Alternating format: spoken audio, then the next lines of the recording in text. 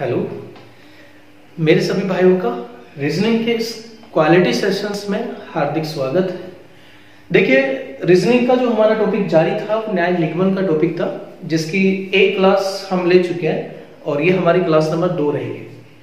सबसे पहले देखिए, बेसिकली बहुत इंटरेस्टिंग टॉपिक है। जैसे कि मैंने पिछले वीडियो में आपको बता दिया, सारी बेसिक डिटेल आपको समझाए थे और बहुत ही स्पेशल मुझे फीडबैक भी स्टूडेंट्स का मिला है, काफी अच्छा रेस्पॉन्स पे मिला और आगे के टॉपिक्स की प्लानिंग भी उन्होंने बता दी कि सर बहुत मजा आ पाया कि आगे वाले कौन कौन से टॉपिक आपको पढ़ाना है। ये बेसिकली उन्होंने लिस्ट बना के मुझे बता दी। तो बेसिक आपके हिसाब से ही पोर्शन रहेगा। जो जो टॉपिक्स आप बता रहे हैं, जैसे बिल्कुल हम समझते हैं कि न्याय निगमन का जो टॉपिक है, कथन निष्कर्ष के अलावा जो कथन पूर्व धारणाएं, कथन तर्क जो टॉपिक होता है, उन टॉपिक का ही क्लासेस आपकी इसके आगे की क्लासेस रहेगी। क्योंकि ये न्याय निगमन का टॉपिक और बाकी सारे जो टॉपिक है वो एक दूसरे से बिल्कुल कनेक्टेड टॉपिक है और उन सारे टॉपिक्स के पोर्शन को अपन डिस्कशन बिल्कुल करेंगे। देखिए, ये न्याय निगमन सिलोजिज्म की दूसरी क्लास है। तो जिन स्टूडेंटों ने पहली क्लास नहीं देखी है, तो मैं उनसे रिक्वेस्ट करना चाहूंगा कि आप अगर टॉपिक को बहुत इंटरेस्टिंग तरीके से और एक ही बार में आप क्लियर करना चाहते हैं, बिल्कुल बेस स्ट्रॉन्ग करके अगर आप क्लियर करना चाहते हैं, हर एक क्वेश्चन को मैं बिल्कुल राइट क्लियर करने की चॉइस अगर रखता हूं, तो आप पहले क्लास फर्स्ट का वीडियो आराम से नोट्स बना के क्लियर कीजिएगा। उसके बाद आप क्लास नंबर 2 का वीडियो देखिएगा, तभी आपको समझ आ पाएगा। देखिए, क्लास नंबर 1 में हमने सिलोजिज्म का बेसिक क्वेश्चन पढ़ा और बेसिक कॉन्सेप्ट पढ़ने के बाद हमने बताया कि टॉपिक में क्या है, कथन निष्कर्ष क्या होते हैं, और हमने बेसिक समझा कि कथन जो होता है, सिलोजिज्म की जो टॉपिक है उसमें जो कथन होता है वो 4 प्रकार के कथन होते हैं। या फिर मैं कह सकता हूं कि पूरे टॉपिक में जो लैंग्वेज आपको मिलेगी, हर एक क्वेश्चन यानी कथन मान लीजिए या निष्कर्ष मान लीजिए, हर एक क्वेश्चन में जो लैंग्वेज मिलेगी वो मात्र 4 ही प्रकार की लैंग्वेज होती है। उन 4 प्रकार की लैंग्वेज को ही हम 4 प्रकार के कथन कहते हैं, जो all positive, all negative, some positive, some negative होता है। जैसे कि ऑल पॉजिटिव सभी ए बी है, ऑल नेगेटिव सभी ए बी नहीं है, सम पॉजिटिव कुछ ए बी है और सम नेगेटिव कुछ ए बी नहीं है। तो मैंने कुछ रूल्स आपको और बताए थे, जैसे पिछले वीडियो में हमने डिस्कशन किया था कि इस टॉपिक में यानी कथन देखिए अगर निष्कर्ष पूछता है, यानी निष्कर्ष को राइट या रॉन्ग अगर हमें करना होता है, तो इस टॉपिक का सबसे बेहद इंपॉर्टेंट जो रूल होता है वो तो ये होता है कि हम किसी भी निष्कर्ष का जवाब हम अपने दिमाग के विचार के आधार पर नहीं दे सकते। हम दी गई कथन में जो सूचना हमें दी गई है, जो इंफॉर्मेशन हमें कथन से मिलती है, उन कथन में दी गई इंफॉर्मेशन के आधार पर ही हम निष्कर्ष का जवाब दे सकते हैं। इसका मतलब है कि कथन ने हमें क्या जानकारी दी है, उस जानकारी के आधार पे हमें क्वेश्चन का जवाब देना होता है। तो बहुत सारे स्टूडेंटों को ये चीज पता नहीं होता है कि सभी ए बी है, सभी पेन पुस्तक है, तो वाक्य में कथन कहना क्या चाहता है, इसका कॉन्सेप्ट क्या है। बाकी वो तमाम तरह की ट्रिक्स वगैरह तो पढ़ लेते हैं, 50%, 100%, या फिर ये तरीका वो तरीका, ऑल पॉजिटिव में ऑल नेगेटिव आता है या सम पॉजिटिव का रिवर्स आता है, ऐसे कॉन्सेप्ट से वो 100% रिजल्ट निकाल नहीं पाता है। तो देखिए, टॉपिक को बेसिक से आप स्टैंडर्ड कीजिएगा, बिल्कुल आप स्ट्रॉन्ग बना पाएंगे, आप लैंग्वेज समझ पाएंगे और आप बिल्कुल इजीली कनेक्शंस बना पाएंगे इस टॉपिक के साथ। और आप आने वाले एग्जाम्स के जितने भी क्वेश्चंस होंगे, आपकी बैंक के एग्जाम हो या एसएससी एग्जाम हो या रेलवे एग्जाम हो, उन सारी एग्जाम्स के क्वेश्चनों को बिल्कुल आप बेसिक राइट कर पाएंगे। तो हमने जो तरीका यूज किया था वो ये किया था कि जब हमें पता है कि कोई भी क्वेश्चन में निष्कर्ष का जवाब हमें कथन के अनुसार देना है या कथन में दी गई जानकारी के हिसाब से देना है, तो हमें पहले पढ़ना जरूरी है कि कोई भी जो कथन होता है, जैसे 4 टाइप के कथन होते हैं, ऑल पॉजिटिव, ऑल नेगेटिव, तो कोई भी कथन जो होता है हमें कितनी जानकारी देता है, वो जानकारी हमें समझना है कि कौन सी जानकारी इस कथन में मिल पाती है, कौन सी जानकारी नहीं मिल पाती है। उस तरह से हमने पोर्शन चालू किया। तो मैंने आपको बताया था कि हम पहले टॉपिक शुरू करने से पहले जो 4 कथन होंगे, उन 4 कथन को 4 टाइप में डिवाइडेशन करके हम उनकी प्रैक्टिस करेंगे। और क्लास नंबर 1 का जो वीडियो हमने ऑलरेडी कवर कर लिया है, पढ़ लिया है, उसमें हमने टाइप नंबर 1 में पहला कथन ऑल पॉजिटिव सभी ए बी है हमने कवर कर लिया है। यानी ऑलरेडी टाइप नंबर 1 यानी कि पहला जो कथन है सभी ए बी है, ऑल पॉजिटिव जो कथन है वो कंप्लीट हो चुका है, सभी ए बी है। और बेशक आपको याद होगा कि सभी ए बी है, ये क्लास फर्स्ट में हमने जो वीडियो प्रोसेस रखा उसको आपने पढ़ा होगा, तो बेशक आपके दिमाग में बिल्कुल कैच हो गया होगा। सभी ए बी है मतलब सारे के सारे जो ए है वो हमेशा बी के अंदर ही रहने चाहिए। तो मैं पिछले वीडियो का पोर्शन एक बार रिपीट कर रहा हूँ, क्योंकि कड़ी से कड़ी बनेगी, या एक पोर्शन को समझेंगे तभी आप उसको क्लियर कर पाएंगे। तो बेसिकली पहला कथन हम ऑलरेडी पढ़ चुके हैं। क्या पढ़ा हमने? सभी ए बी है मतलब कि सारे के सारे जो ए है वो बी के अंदर ही रहने चाहिए।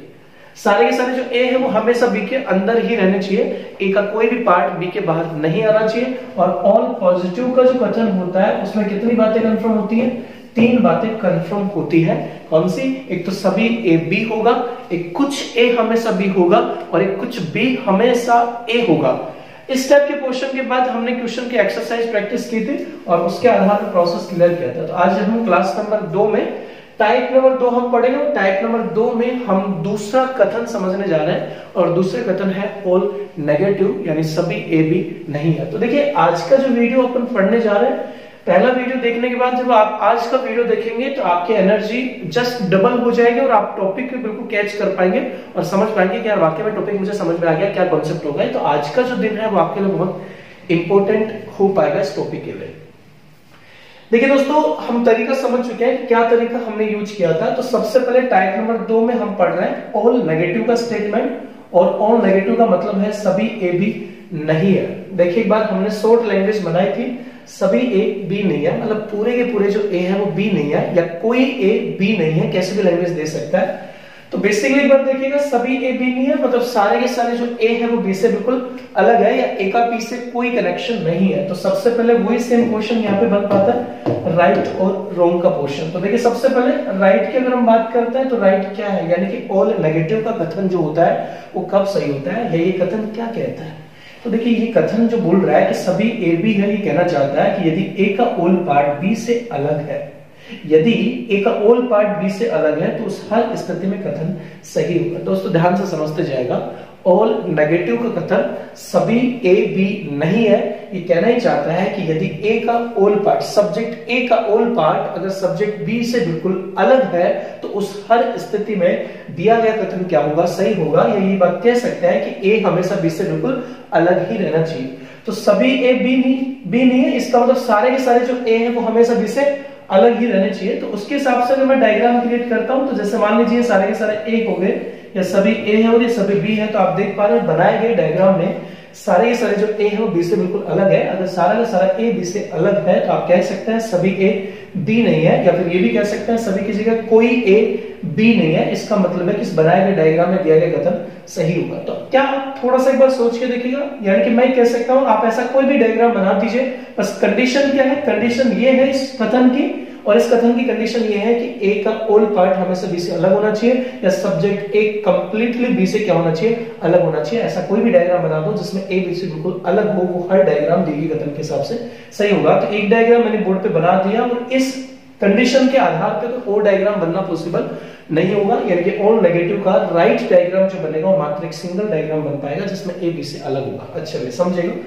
राइट के बाद हम किस पे चलते थे, रॉन्ग पे चलते थे। अच्छा भाई गलत क्या है, यानी कि सही क्या है, गलत क्या है। तो सही का मतलब है कि हमेशा ए बी से अलग ही रहना चाहिए। अगर सारा का सारा ए का ऑल पार्ट बी से अलग है तो मतलब कथन क्या होगा, सही होगा। तो जब आपको ये बात सोचनी है, बिल्कुल इजीली इंटरेस्टिंग बात है, अगर ए सब्जेक्ट का ऑल पार्ट हमेशा बी से अलग रहेगा तो मेरा कथन सही होगा। गलत कब होगा, अगर अलग नहीं रहेगा, यानी कि ए और बी टच हो जाएगा। तो देखिए बिल्कुल सिंपली तरीके से समझते हैं, गलत कब होगा, ए किसी भी स्थिति में बी से कनेक्ट नहीं होना चाहिए, यानी कथन आपको पाबंद करता है, ये मना करता है कि ए किसी भी स्थिति में बी से कनेक्ट नहीं होना चाहिए। या मैं कह सकता हूं कि ए और बी किसी भी स्थिति में या किसी भी कंडीशन में अगर एक दूसरे से टच हो जाते हैं तो उस स्पर्श होने वाली स्थिति में दिया गया कथन क्या हो जाएगा, गलत हो जाएगा। तो एक कोई भी स्थिति में बी से कनेक्ट नहीं होना चाहिए। जैसे कुछ डायग्राम अगर मैं यहाँ पे क्रिएट करता हूँ, जैसा आप देख पा रहे हैं यहाँ पे ए बी से कनेक्ट हो रहा है।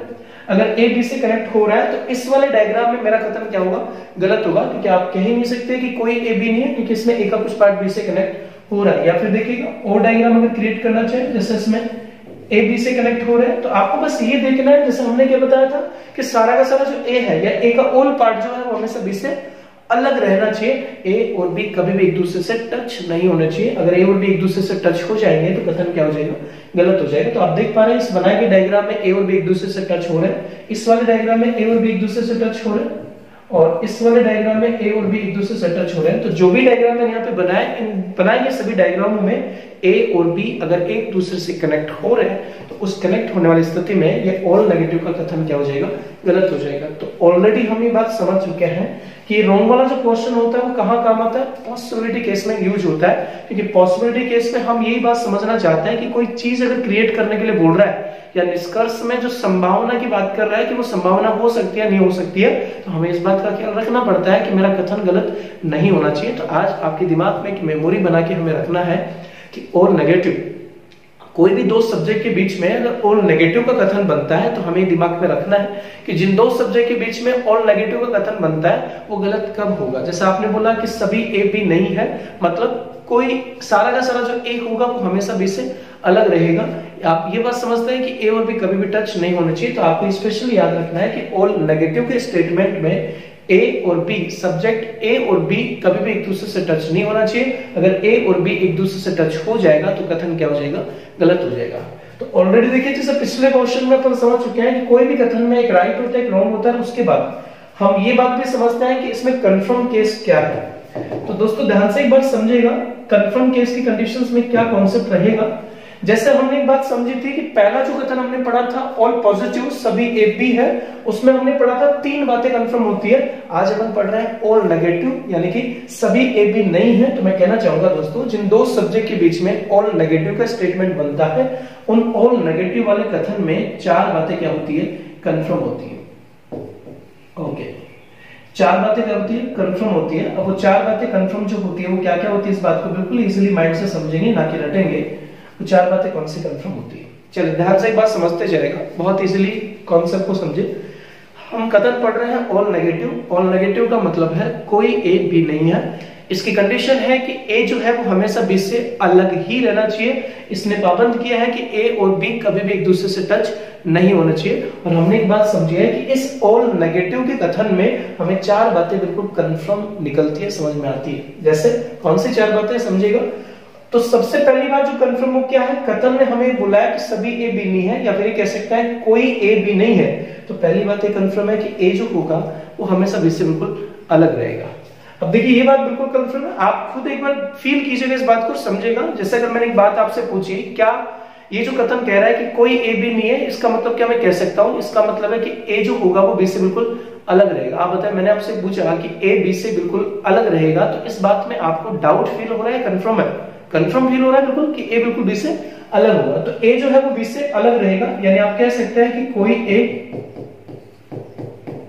बी नहीं है, ये बात बिल्कुल कंफर्म। अब आप सिंपल बात बताएगा, अगर ए बी से अलग रहेगा तो कंफर्म कह सकते हैं बी जो होगा वो भी ए से अलग रहेगा। यानी कि अगर सारा का सारा ए या ए का ऑल पार्ट अगर बी से अलग रहेगा तो ये बात भी कंफर्म कह सकते हैं कि बी का जो ऑल पार्ट होगा वो भी हमेशा ए से अलग रहेगा। इसका मतलब बी भी हमेशा ए से अलग रहेगा। तो आप ये भी कह सकते हैं कि कोई भी ए नहीं। चलिए दो बातें हम समझ चुके हैं कि सारा का सारा ए जो होगा वो हमेशा बी से अलग रहेगा, कंफर्म है। और सारा का सारा जो बी होगा वो हमेशा ए से अलग रहेगा, ये बात भी कंफर्म है। ए बी से अलग रहेगा, बी ए से अलग रहेगा। अब एक सिंपल सी बात हम समझते हैं, समझेगा। देखिए दोस्तों, हम ये बात कंफर्म कर चुके हैं कि ए का ऑल पार्ट हमेशा बी से अलग रहेगा। अब मैं आपसे अगर ये पूछूं कि ए का ऑल पार्ट अगर बी से अलग रहेगा तो क्या ए का कुछ पार्ट भी बी से अलग रहेगा? यहाँ पे बहुत सारे स्टूडेंट कंफ्यूज हो जाते हैं। नहीं सर, हम ये बोलेंगे कि नहीं सर कुछ पार्ट अलग नहीं होगा, पूरा का पूरा पार्ट अलग होगा। लेकिन हमने इस टॉपिक का एक रूल पढ़ा था कि हम जितना जवाब मेरे से मांगा गया उतना ही जवाब मुझे देना है, उससे एक्स्ट्रा जवाब देने का कोई कॉन्सेप्ट है इसमें नहीं।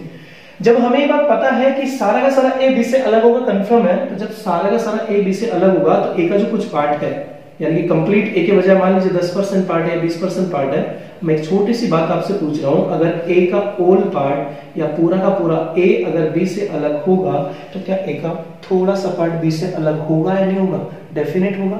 यानी ए का ऑल पार्ट अगर बी से अलग होगा तो ए का कुछ पार्ट भी तो हमेशा बी से अलग होगा। और अगर ए का कुछ पार्ट बी से अलग होगा तो हम ये कह सकते हैं कि कुछ ए हमेशा कभी भी बी नहीं होगा। यानी कि तीसरी बात जो कंफर्म आती है वो तीसरी बात कंफर्म क्या है? कुछ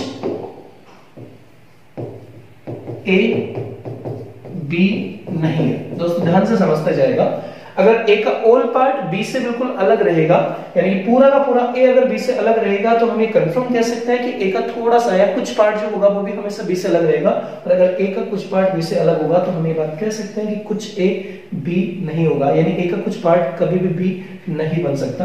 दोस्तों ध्यान से एक बार समझेगा, ये बात भी हम कंफर्म समझ चुके हैं कि अगर सारा का सारा ए बी से अलग रहेगा तो सारा का सारा बी भी ए से अलग रहेगा। अब आप खुद बताएगा कि सारा का सारा बी जो है वो हमेशा अगर ए से अलग रहेगा तो बी का जो कुछ पार्ट होगा वो भी ए से क्या होगा? अलग होगा। वो सेम बात है कि बी का जो कुछ पार्ट होगा वो भी ए से क्या होगा? अलग होगा। और अगर बी का कुछ पार्ट हमेशा ए से अलग रहेगा, ये बात कंफर्म है। तो आप यहाँ पे ये बात भी कह सकते हैं कि कुछ बी ए नहीं है। ओके, ध्यान से समझेगा। मैं इन चारों बातों को फिर से समझाने की कोशिश करता हूं कि बहुत आसान सा पॉइंट है। कथन क्या है, कंप्लीटली पॉइंट देखिएगा। जैसे मैंने आपको बताया था कि कोई भी कथन के बारे में हमें 3 पॉइंट हमेशा फोकस करना है। जैसे पिछला कथन हमने पढ़ा था ऑल पॉजिटिव में, हमने 3 बातें फोकस की, वैसे ऑल नेगेटिव में भी आपको 3 बातें फोकस करनी है। एक तो राइट क्या है, रॉन्ग क्या है, और कितनी बातें कंफर्म है, और कौन कौन सी बातें कंफर्म है, यानी जो कंफर्म बातें हैं कौन कौन सी, इस बात को समझना है। तो फाइनली देखिए, बहुत आसान सा कॉन्सेप्ट हम क्लियर कर चुके हैं। सबसे पहले देखिए, ऑल नेगेटिव का कथन हम पढ़ रहे हैं, और ऑल नेगेटिव का मतलब है सभी ए बी नहीं है, या फिर कह सकते हैं कोई ए बी नहीं है। पहली बात क्या याद रखनी है कि कोई ए बी नहीं है, इसका मतलब है कि ए का ऑल पार्ट हमेशा बी से अलग ही रहना चाहिए। दूसरी इंपॉर्टेंट बात क्या याद रखनी है, दूसरी इंपॉर्टेंट बात याद रखनी है कि ए और बी कभी भी एक दूसरे से कनेक्ट नहीं होने चाहिए। तीसरी इंपॉर्टेंट बात क्या याद रखनी है कि ऑल नेगेटिव वाले कथन में 4 बातें हमेशा कंफर्म होती है। इजी भाषा में बोलूं, पहली बात, ए हमेशा बी से अलग रहेगा।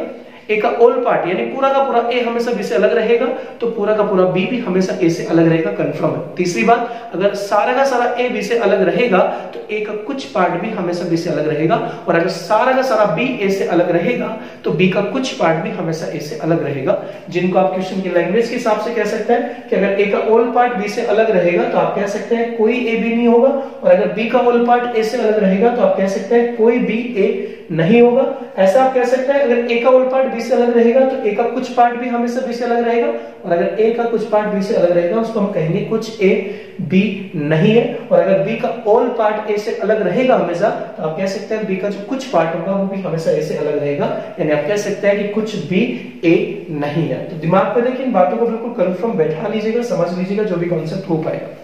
देखिए, कंपैरिजन में कर लेता हूं। जैसे हमने ऑल नेगेटिव से पहले ऑल पॉजिटिव का स्टेटमेंट पढ़ा था, और ऑल पॉजिटिव क्या था, ऑल पॉजिटिव का मतलब है सभी ए बी है, यानी कि सारे के सारे जो ए है वो हमेशा बी के अंदर ही रहने चाहिए, ए का कोई भी पार्ट बी से बाहर नहीं आना चाहिए। ऑल पॉजिटिव जो स्टेटमेंट पिछले कॉन्सेप्ट में हमने पढ़ा था, पिछली क्लास में, ऑल पॉजिटिव, उसमें केवल 3 ही बातें कंफर्म थी कि सारा का सारा ए हमेशा बी के अंदर रहेगा, ए का कुछ पार्ट हमेशा बी को टच करेगा, बी का कुछ पार्ट हमेशा ए को टच करेगा, यानी कि कुछ ए हमेशा बी होगा, कुछ बी भी हमेशा ए होगा, और एक सभी ए बी होगा। लेकिन ऑल नेगेटिव का जो स्टेटमेंट है, कथन है, ऑल नेगेटिव का जो कथन है, उस कथन में 4 बातें कंफर्म होती है। कोई ए बी नहीं होगा, या सभी ए बी नहीं होगा, या सभी बी ए नहीं होगा, कुछ ए भी नहीं होगा, और कुछ बी भी ए नहीं होगा। चलिए, उसके बाद देखिए, जब ये बातें आप दिमाग में बैठा चुके हैं तो हम एक्सरसाइज पे चलते हैं। जैसे पिछले क्लास में भी हमने इस बात को समझा था कि कोई भी कथन जो दिया जाता है, उस कथन के आधार पे जो निष्कर्ष बनते हैं वो 2 तरीके के निष्कर्ष बनते हैं। एक कंफर्म केस का निष्कर्ष होता है, एक पॉसिबिलिटी केस का क्वेश्चन होता है। कंफर्म केस में टोटल 8 क्वेश्चन बन सकते हैं। कोई एक कथन को लेके कंफर्म केस में 8 क्वेश्चन बन सकता है, और पॉसिबिलिटी में 8 क्वेश्चन बन सकता है, यानी कि 8 और 8 क्वेश्चन के अलावा 16 क्वेश्चन के अलावा 17वां को क्वेश्चन किसी कथन के आधार पे नहीं बन सकता।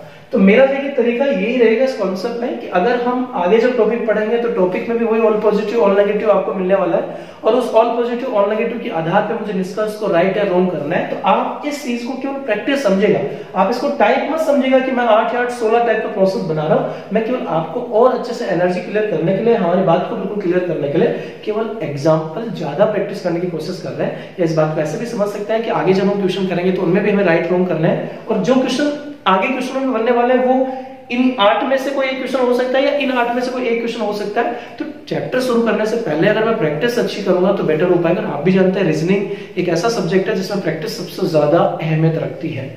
तो देखिए, जैसे पिछले ऑल पॉजिटिव में हमने 16 क्वेश्चन को राइट रॉन्ग किया था, उसी कॉन्सेप्ट के आधार पे हम चलते हैं। तो सबसे पहले एक्सरसाइज 2 में हम कथन पढ़ते हैं। कथन क्या है, यहाँ पे क्वेश्चन में कथन दिया गया है सभी ए बी नहीं है। तो जब आप इस कथन को पढ़ते हैं कि यार सभी ए बी नहीं है, तो आप इस बात को समझते हैं कि सभी ए बी नहीं है, इसका मतलब है कि ये ऑल नेगेटिव का स्टेटमेंट है। दोस्तों, जब आप क्वेश्चन पढ़ेंगे तो ऐसे 2 सब्जेक्ट के बीच में या तो ऑल पॉजिटिव या ऑल नेगेटिव का रिलेशन देखेंगे, और जब आप रिलेशन देखेंगे तो आपके दिमाग में ऐसे कैच होगा भाई कौन सा कथन है, ऑल नेगेटिव। तो फिर आपके दिमाग में ऑल नेगेटिव की वो 3 बातें आनी चाहिए। जैसे सभी ए बी नहीं है या कोई ए बी नहीं है, इसका मतलब पहली बात, ए का ऑल पार्ट हमेशा बी से अलग रहेगा, ए और बी कभी भी एक दूसरे से टच नहीं होगा, और कितनी बातें कंफर्म, 4 बातें कंफर्म। अगर आप डायग्राम क्रिएट करना चाहिए, जैसे सभी ए बी नहीं है मतलब ए हमेशा बी से अलग रहेगा, या कोई भी ए बी से कनेक्ट नहीं होगा, तो आप डायग्राम क्रिएट कर सकते हैं। जैसे ये ए हो गया और ये बी हो गया, तो ए जो है वो बी से बिल्कुल अलग रहेगा, कभी भी एक दूसरे से टच नहीं हो पाएगा। उसके लिए हम क्रॉस का चिन्ह यूज करते हैं, ये दोनों बातें इसमें कवर हो जाएगी। ए हमेशा बी से अलग ही रहेगा, ए और बी कभी भी एक दूसरे से टच नहीं हो सकते, तो टच नहीं होने की स्थिति में हम यहाँ पे क्रॉस लगा रखें। चलो दोस्तों, सबसे पहले बात करते हैं, अगर इस ऑल नेगेटिव स्टेटमेंट में यानी कोई भी दो सब्जेक्ट के बीच में अगर ऑल नेगेटिव का कथन बन रहा है, तो ये जो 8 क्वेश्चन यहाँ पे बनते हैं, 8 क्वेश्चन जो कंफर्म केस के क्वेश्चन है, उनमें से कौन सा क्वेश्चन राइट होने वाला है, कौन सा रॉन्ग होने वाला है। तो जिन स्टूडेंटों ने क्लास फर्स्ट देखी होगी, तो हमने कॉन्सेप्ट पढ़ा था, और वो कॉन्सेप्ट क्या था कि कंफर्म केस को क्वेश्चन जो होता है, कंफर्म केस में हमें केवल ये देखना होता है कि ये बात जो पूछ रहा है, निष्कर्ष में जो बात पूछ रहा है वो राइट या रॉन्ग है। तो हमें पिछले क्लास में बात समझ चुके थे कि कंफर्म केस में वही क्वेश्चन राइट होता है जो कंफर्म होता है। तो मैंने आपको एक बात बताया थी कि जितना आप इस टॉपिक में सोचेंगे उतना आप उलझते जाएंगे। तो सोचने का कॉन्सेप्ट है ही, और सोचने से फायदा भी क्या है, क्योंकि हमने पहले इस बात को समझ लिया कि मेरे सोचने से कोई फायदा नहीं होने वाला है, क्योंकि मुझे जो चलना है वो कथन के अकॉर्डिंग चलना है, ना कि मेरे हिसाब से कथन को चलाना है। तो हमने क्या पढ़ा कि कंफर्म केस में कौन सा क्वेश्चन राइट रॉन्ग करने का एक बहुत ही आसान सा लॉजिक है। बस इतनी सी बात आप ध्यान में रखिएगा कि कंफर्म केस वाले क्वेश्चनों में केवल वही क्वेश्चन राइट होता है जो कंफर्म होता है। कंफर्म के अलावा बाकी जितने भी क्वेश्चन होते हैं उन सभी में डाउट होता है, और डाउट वाले सारे क्वेश्चनों को हम क्या कर देता है, रॉन्ग कर देता है। अब जब ऑलरेडी मुझे बात पता है कि कंफर्म केस वाले इन सारे क्वेश्चनों में, इन 8 के 8 क्वेश्चनों में वही क्वेश्चन राइट होगा जो कंफर्म होगा। अब हम ये ऑलरेडी बात जानते हैं कि अगर ऑल नेगेटिव का कथन होता है, तो ऑल नेगेटिव के कथन में कितनी बातें कंफर्म होती है, 4 बातें कंफर्म होती है। ये ऑल नेगेटिव का जो कथन है उसमें 4 बातें कंफर्म होती है, यानी कोई ए बी नहीं होगा, इस कथन में 4 बातें कंफर्म है। और 4 बातें कंफर्म मुझे पता है कौन सी, कि एक तो ए का कोई भी पार्ट बी से, ए हमेशा बी से अलग रहेगा, बी हमेशा ए से अलग रहेगा, ए का कुछ पार्ट हमेशा ए से अलग रहेगा, और बी का कुछ पार्ट हमेशा ए से अलग रहेगा। इसको लैंग्वेज में आप कह सकते हैं कि एक तो सभी ए बी नहीं है। भाई वो 4 बातें कंफर्म होंगी, वो 4 बातें कंफर्म के हिसाब से अगर राइट रॉन्ग करेंगे, तो मैं बेसिकली कह सकता हूं कि कंफर्म केस में वही क्वेश्चन राइट होगा जो कंफर्म होगा। और आप समझ सकते हैं कि ऑल नेगेटिव के कथन में 4 बातें कंफर्म होती है, और वो 4 बातें कंफर्म मैंने याद रखी है कौन सी। एक तो जैसे 2 नंबर पे सभी ए बी नहीं है, ये बात बिल्कुल कंफर्म है। एक यहाँ पे कुछ ए बी नहीं है, ये बात बिल्कुल कंफर्म है। एक 6 नंबर पे कुछ बी ए, सभी बी ए नहीं है, ये बात बिल्कुल कंफर्म है। और एक यहाँ पे 8 नंबर पे कुछ बी ए नहीं है, यानी कि ए का ऑल पार्ट हमेशा बी से अलग रहेगा, सारा का सारा ए बी से बिल्कुल अलग रहेगा, ए का कुछ पार्ट भी बी से अलग रहेगा, और सारा का सारा बी जो होगा वो ए से अलग रहेगा, और बी का जो कुछ पार्ट होगा वो ए से अलग रहेगा। तो ये 4 बातें यहाँ पे कंफर्म है, तो ये 4 राइट होंगे। और इन 4 के अलावा बाकी जितने भी निष्कर्ष बचेंगे वो सारे निष्कर्ष क्या होंगे, रॉन्ग होंगे। ओके, बेसिकली देखिएगा, अगर आप वीडियो को देखते हैं और इन 8 क्वेश्चनों में मैंने बताया कि 2 नंबर 4 नंबर 6 नंबर 8 नंबर ये राइट होगा, और बाकी बचे 4 जो होंगे वो रॉन्ग होंगे। अगर आप में से किसी भी स्टूडेंट को इनमें से किसी में डाउट हो पाता है कि यार ये 5 नंबर निष्कर्ष रॉन्ग कैसे हो पाएगा, तो आप कमेंट करके जरूर बताएगा, ताकि इसका एक्सप्लेनेशन मैं बता दूं कि क्यों, किस वजह से ये चीज यहाँ पे रॉन्ग हो पाएगी, इस बात को हम समझते हैं। तो देखिए, कंफर्म केस के पॉइंट्स को राइट करना बहुत आसान सा पॉइंट है, क्योंकि हमें बस इतना सा ध्यान रखना है। जैसे आप ऑलवेज इस बात को समझ सकते हैं कि जैसे हमने पिछले क्लास में ऑल पॉजिटिव पढ़ा, और ऑल पॉजिटिव में 3 बातें कंफर्म है, तो वो 3 बातें कंफर्म जो होगी वो राइट होगी, बाकी की जो 5 बातें होगी वो रॉन्ग होगी। ऐसा देखिए, आज जो अपन पढ़ रहे हैं वो ऑल नेगेटिव है, और ऑल नेगेटिव में 4 बातें कंफर्म है, और 4 बातें जो कंफर्म है वो राइट होगी, और बाकी की जो 4 बच गए वो क्या है, डाउट है, इनमें डाउट रहेगा, तो इसका मतलब क्या होंगे, रॉन्ग होंगे बेसिकली। चलिए फिलहाल बात करते हैं नेक्स्ट पॉइंट पे। देखिए, सेकंड पोर्शन में अब हम समझने जा रहे हैं पॉसिबिलिटी केस में। तो देखिए, पिछले क्लास के वीडियो में इस बात पे भी डिस्कशन हम कर चुके थे कि पॉसिबिलिटी केस के क्वेश्चनों को राइट रॉन्ग करने का क्या कॉन्सेप्ट होता है। अच्छा, ध्यान से आप याद रखिएगा, याद कीजिएगा, हमने क्या पढ़ा कि पॉसिबिलिटी केस के क्वेश्चनों में 2 बातें ध्यान में रखनी है। पहली बात, पॉसिबिलिटी केस के क्वेश्चन में अगर कोई ऐसा निष्कर्ष में संभावना की बात कर रहा है जो ऑलरेडी पहले से क्या था, कंफर्म था। हमने एक बात पढ़ी थी रूल यहाँ पे कि जो चीज पहले से कंफर्म होती है उस कंफर्म वाले बात की संभावना नहीं की जा सकती। तो कंफर्म के लिए कोई संभावना अगर आता है तो वो हमेशा रॉन्ग होगा। दूसरी बात इंपॉर्टेंट ये ध्यान में रखनी थी कि ऐसी कोई बात अगर निष्कर्ष में संभावना की डिमांड कर रहा है जिससे मेरा कथन क्या हो रहा है, गलत हो रहा है, यानी इस बात को ध्यान में रखना है कि कथन कभी भी गलत नहीं होना चाहिए। तो बेसिकली एक तो कोई बात पहले से कंफर्म ना हो और एक कथन गलत नहीं होना चाहिए। तो ये चीज देखिए, दोनों चीजें ऑलरेडी पता है। देखो, ये टॉपिक पढ़ने का जो तरीका है यही तो स्पेशल तरीका है कि सब कुछ आपको ऑलरेडी पता है कि मैं क्वेश्चन में निष्कर्ष जो पूछे जाएंगे उन निष्कर्ष को पढ़ने से पहले मैं चैलेंज कर सकता हूं ओनली कथन को देख के कि कौन सा क्वेश्चन राइट होगा, कौन सा क्वेश्चन रॉन्ग होगा। इनमें से क्वेश्चन पूछेगा तो राइट आएगा, इनमें से क्वेश्चन पूछेगा तो रॉन्ग होगा। ये ऑलरेडी डिसाइड हो सकता है। जैसे मैं ये ऑलरेडी कह चुका हूं कि इन 8 क्वेश्चनों में से एक तो जो बात पहले से कंफर्म है वो रॉन्ग होगा। और हम एक चीज जानते हैं कि ऑल नेगेटिव में कितनी बातें कंफर्म है, 4 बातें कंफर्म है। इसका मतलब इन 8 में से 4 बातें तो कंफर्म है। तो जो 4 बातें जो कंफर्म होंगी उन 4 कंफर्म वाली बात की अगर निष्कर्ष में संभावना पूछ रहा है तो वो क्या होगा, रॉन्ग होगा। एक इन निष्कर्ष में से अगर ऐसी कोई बात कर रहा है जिससे कथन क्या हो रहा है, गलत हो रहा है, और मैं ऑलरेडी जानता हूं ऑल नेगेटिव सभी ए बी नहीं है, मतलब सारे के सारे ए बी से बिल्कुल अलग होंगे। तो मैं ऑलरेडी जानता हूं कि ये कथन गलत कब होगा, ए और बी जब एक दूसरे से टच हो जाएंगे। अगर ए और बी किसी भी हालत में एक दूसरे से टच हो जाते हैं तो कथन क्या हो जाएगा, गलत हो जाएगा। यानी कि इस कथन ने मुझे पाबंद किया है, रोका है कि भाई आप ए और बी को टच मत कीजिएगा। इसके आधार पर हम क्वेश्चन का आंसर निकालते हैं। चलिए दोस्तों ध्यान से शुरू करते हैं। क्या कॉन्सेप्ट देखिएगा। सबसे पहले देखिए पहला निष्कर्ष क्या है पॉसिबिलिटी का, जिसमें आप ये बोल रहे हैं कि सभी ए बी होने की संभावना है। ओके, मैं इसी भाषा में समझाऊं, सभी ए बी होने की संभावना है क्या। आपसे पूछ रहा है कि सारे के सारे ए बी हो जाए ऐसी कोई संभावना है, जिसको हम इजी भाषा में कहेंगे तो क्या बोल रहे हैं। तो मेरे निष्कर्ष ने, पहले निष्कर्ष ने मुझसे डिमांड की है कि यार सारे के सारे ए को बी से बी के अंदर कर दी जाए, सारे के सारे ए को बी के अंदर कर दी जाए, ऐसी कोई संभावना है। तो मैं जानता हूं अगर आप सारे के सारे ए को बी के अंदर कर देंगे तो ऐसा करने से तो ए और बी क्या हो जाएंगे, टच हो जाएंगे ना। तो बेसिकली अगर ए और बी टच हो जाएंगे तो कथन क्या हो जाएगा, गलत हो जाएगा। तो मेरे कथन ने, ऑल नेगेटिव के कथन ने मुझे इस बात के लिए पाबंद किया है, रोका है कि आप ऐसा कोई काम नहीं कर सकते जिसमें ए और बी क्या हो जाए, टच हो जाए। तो अगर आप पूछ रहे हैं कि सभी ए बी हो सकते हैं क्या, यानी कि सारे के सारे ए बी के अंदर आ जाए, ऐसे कोई संभावना है तो नहीं है, क्योंकि ऐसा करने से ए और बी टच हो जाएगा, कथन क्या हो जाएगा, गलत हो जाएगा। इसमें पहली संभावना क्या होगी, रॉन्ग होगी। चलिए सेकंड देखिएगा। सेकंड निष्कर्ष से बोल रहा है कि सभी ए बी नहीं होने की कोई संभावना है। सेकंड निष्कर्ष आपसे डिमांड कर रहा है कि सभी ए बी नहीं हो, या फिर आप कह सकते हैं कि सारे के सारे ए जो है वो बी से अलग हो जाए, ऐसी कोई संभावना है क्या। तो दोस्तों ध्यान दीजिएगा, आपसे सेकंड 2 नंबर निष्कर्ष ने डिमांड की है कि भाई सारे के सारे ए को बी से अलग कर दी जाए, ऐसी कोई संभावना है क्या। तो मैं बात सोचूंगा कि ये ए तो ऑलरेडी पहले बी से क्या है, अलग है। मतलब आप समझ चुके होंगे कि ये बात पहले से क्या है, कंफर्म है। इसका मतलब है ये संभावना भी क्या होगी, रॉन्ग होगी, क्योंकि इस कंफर्म केस का क्वेश्चन हो जाएगा। ओके, चलिए थर्ड नंबर निष्कर्ष देखिएगा। थर्ड नंबर निष्कर्ष से पूछ रहा है कि कुछ ए बी होने की संभावना है, कुछ ए बी होने की संभावना है। 3 नंबर निष्कर्ष ने आपसे डिमांड की है कि भाई क्या ए का कुछ पार्ट बी से टच हो जाए, ऐसी कोई संभावना है। तो मैं कहूंगा नहीं है, क्योंकि ऐसा करने से ए और बी टच हो जाएगा, और टच हो जाएगा तो कथन क्या हो जाएगा, गलत हो जाएगा। तो ए के कुछ पार्ट को बी से कनेक्ट करने का कोई चांसेस नहीं है। इसका मतलब 3 नंबर संभावना भी क्या होगी, रॉन्ग होगी। तो देखिए बड़ा इंटरेस्ट के साथ आप जुड़ के और समझते जाएगा, और खुद भी आप ऑलरेडी क्वेश्चंस को कर सकते हैं आगे मेरे से। बाद में आप खुद भी सेल्फ सोच सकते हैं कि यार 4 नंबर 5 नंबर में क्या हो पाएगा, क्या कॉन्सेप्ट है।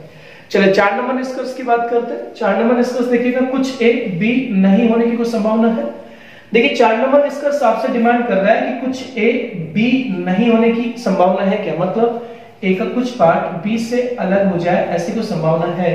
तो आप देखिएगा आपसे पूछ रहा है कि भाई ए के थोड़े से पार्ट को बी से अलग कर दी जाए, क्या ऐसी कोई संभावना है। तो हम कहेंगे ए का कुछ पार्ट ऑलरेडी बी से क्या है, अलग है। मतलब आप समझ चुके होंगे इस बात को भी कि 4 नंबर निष्कर्ष में जो डिमांड कर रहा है वो भी कंफर्म केस की डिमांड कर रहा हो। कंफर्म केस की संभावना क्या होती है, रॉन्ग होती है, क्योंकि हम समझ सकते हैं कि एक ही कुछ पार्ट को बी से अलग कर दूं, ऐसी कोई पॉसिबिलिटी है या ऐसा कोई संभव रास्ता है जिसमें एक ही कुछ पार्ट को बी से अलग कर दूंगा। तो मैं कहूंगा भाई एक का कुछ पार्ट तो पहले ही से अलग है, आप क्या अलग करोगे, जब दोनों एक दूसरे से टच है ही नहीं, तो अलग करने का कॉन्सेप्ट में कोई संभावना का कॉन्सेप्ट नहीं बन पाएगा। इसलिए 4 नंबर निष्कर्ष भी क्या होगा, रॉन्ग होगा।